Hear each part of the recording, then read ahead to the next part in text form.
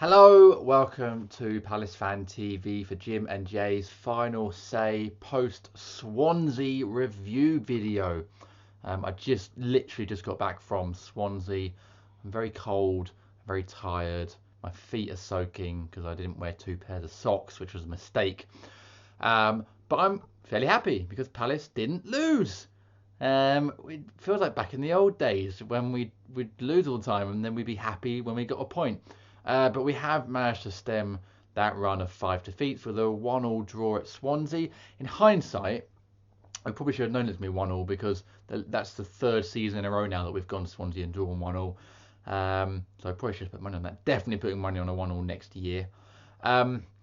Next season, if we stay up, which we will stay up.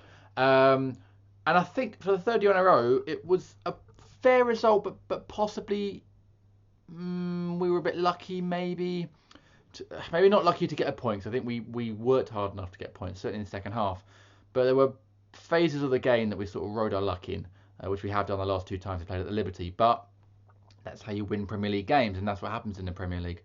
And you could see from the players at the end, certainly Pardew at the end, what it meant to get a point, because we haven't been playing that badly in the last few weeks and start of 2016. We've been a bit unlucky. The Villa game was a write-off, was awful, but apart from that, we've not been doing too badly really, and we just sort of games have slipped away from us. So to dig in and get a result against Swansea, against a good Swansea team, yeah, I mean, yeah, they're struggling down the bottom. They've got some very good players, and they've clearly got enough there to stay up.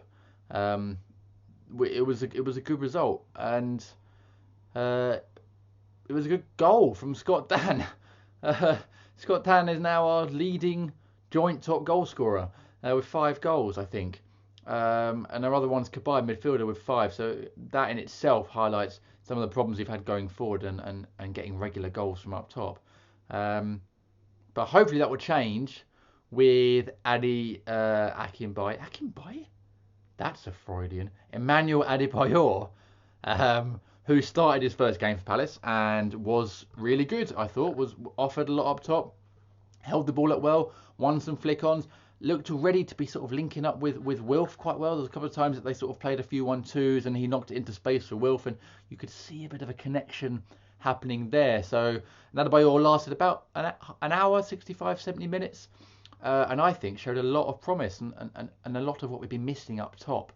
Could have scored a goal, nearly flicked one in, and had a shot from the edge of the area after linking up with Wilf, and he sort of miscued it. But there's enough there to be confident, I think, that actually we can have a bit more presence up top and be a bit more sort of cutting, because he definitely fills that role of the lone striker and got enough about him and enough know-how and awareness of the players around him to give us a bit more going forward. So that was good.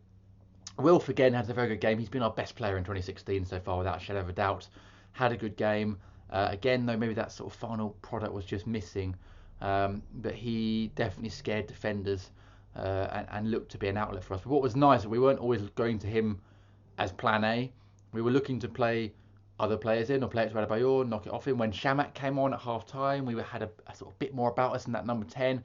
Jordan Much was actually better when he went out left in the second half and was finding pockets of space, and actually proved to be a bit more of a threat. And we had a bit more of a balance there with him and Wilf and Shamak in the middle.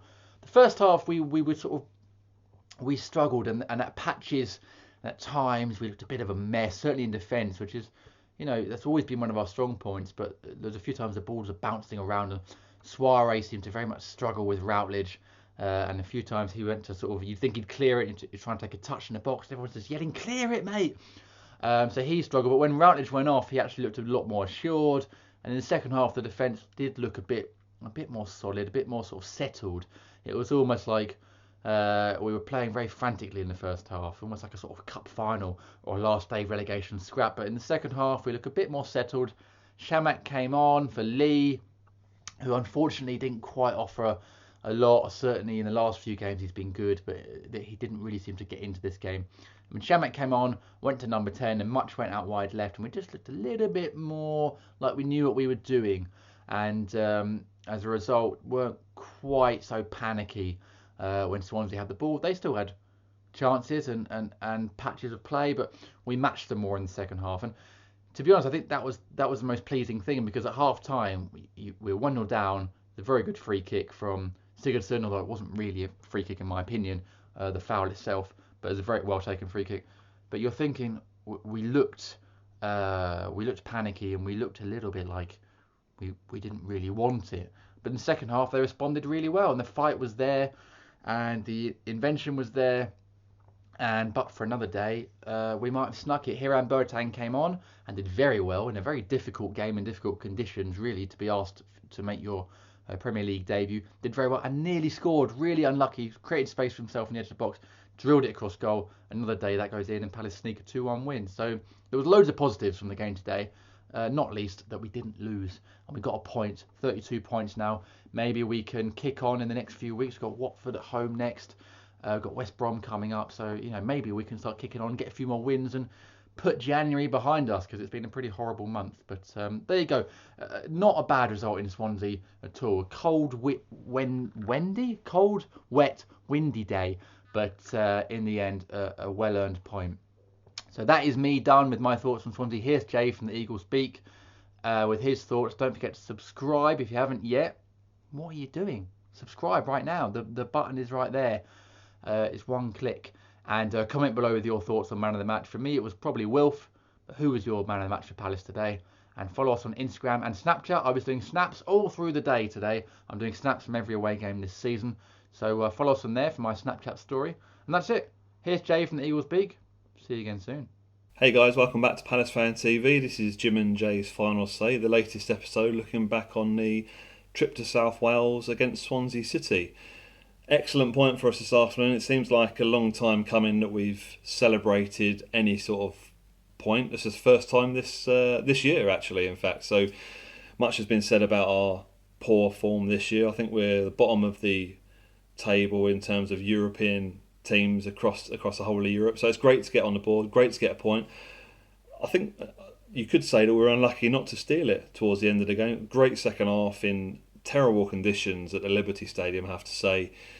A first goal, I think, unlucky again. Refereeing decision, given a foul against Adebayor, 25 yards out. Sigurdsson steps up and hits a great free kick. I think there's been questions about Hennessy, but I'm not sure he could do much about that, to be quite honest. I think that first half an hour in the game was not great from Palace's perspective. I don't think we showed an awful lot in the game. I know we've had a lot of injuries. Cabaye came back into side. Adebayor had his full debut for us after coming on a sub against Bournemouth. But as the first half kind of wore on and into the last 15-10 minutes, Palace had opportunities to take the lead. I don't think before that Swansea had a real opportunity, real clear-cut chance as such. They did have quite a few corners, but I don't think Hennessy was particularly stretched during that period. But Palace had, Adebayor should have probably scored just before the half-time break, and also Scott Dann just headed wide from a corner, which is very close. So there were signs at that point that Palace were coming back into the game, starting to look like scoring. But as we started this first half relatively slowly, we made up for it in the second half with an equaliser very quickly, and it's that man Scott Dann again. It's his 5th goal of the season. I think that becomes level with Cabaye and Zaha, both on 5 goals for the season. And it's that man again, isn't he? He just keeps on doing it from a corner, rose above everybody else and headed home. Fantastic stuff. And from that moment on, the second half, as I mentioned just now, was end-to-end stuff. Both teams wanted to try and get a winner. I think both teams were getting very tired as the game wore on. Excellent half-time substitution, I have to say, from Pardew. He took off Chen Young Lee, who wasn't particularly effective in that first half, brought on Marion Shamak to kind of play just behind and also alongside Adebayor as the game went on. I think that worked to for a certain extent. And it was fantastic to see Hiram Boateng come on. Academy graduate, been on the bench a few times for Palace, had a spell out on loan. He came on during the second half and he almost scored actually. He had a great effort. I think left-footed effort, just nicked a deflection, I think, and went for a corner, but very close. I haven't got a deflection. I'd like to see where it had gone because it was very, very close. And he was impressive when he came on. Sometimes, you kind of feel that young players might be out of their depth in the Premier League, but he's a big guy and he's impressed. I know people around the club are talk very highly of him. So fantastic to see him. Shame Kaikai didn't get a chance to come on, but maybe that'll come as the season progresses. But very happy with a point. Very happy to get off that 31 points. It's starting to become a bit of a weight around our neck, really, wasn't it? Ending 2015 on that 31 point barrier. Fantastic achievement for the end of the year, and as that game turned out to be the goalless draw against Swansea at the end of 2015. Since then, we've not really had much luck. Players out of form, not really pulling their weight. We missed a few players. Obviously, MacArthur is out for the season, which is a real body blow to us. We missed somebody with that engine. Kabay coming back from injury today. I think he went off. He had a bit of a knock, which is why Boateng came on. And also a missing Punchin as well. But that might be, he might need a bit of time out from the first team because I know a lot of people have said he needs a bit of a change. So very happy with the point. I'd have taken that before the game. I think we had chances to get the winner, as did Swansea. Probably on reflection a fair result. And it's great to move away from that 31 points and onto just 32. But hopefully this is a turning point for us, and we can move on to the next game next weekend. I think it's at Watford at home, and push on from there with hopefully a few players coming back from injury. Obviously, we'll have Connor Wickham back as well for that one, hopefully. So after his suspension, because I think the FA Cup counts as well. Correct me if I'm wrong, but we'd love to hear your views on the game. Please leave them underneath the video. Comment about the game, your thoughts, and obviously going ahead into the next couple of fixtures. Feel free to subscribe and please share with your friends these videos and leave your feedback as well. Be very pleased to read them. So follow Palace Fan TV on Twitter. They're also on Snapchat as well. Keep in touch with us and we'll continue to do these videos. Thanks for watching.